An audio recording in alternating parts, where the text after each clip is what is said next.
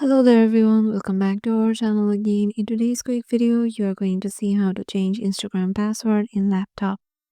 So the process of changing password in Instagram mobile and laptop are both are the same. So I'm just showing you on my mobile. Head over to my Instagram account, and here you have to just head over to your web browser and go to and log in into your Instagram account, and then head over to your profile or go to the settings option, and here go to account center, and here you will find the option of password and security, and here you will find change password under login and recovery section. Here choose your account, give your current password that you are using, and select a new password.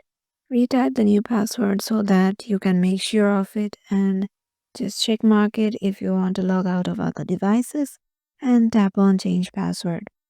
So until you just tap on change password, your password won't be changed. So make sure to do that. And yeah, this is how you can just change your Instagram password in laptop, PC, and mobile. So yeah, hope this video will help you out, and we will see you in the next one.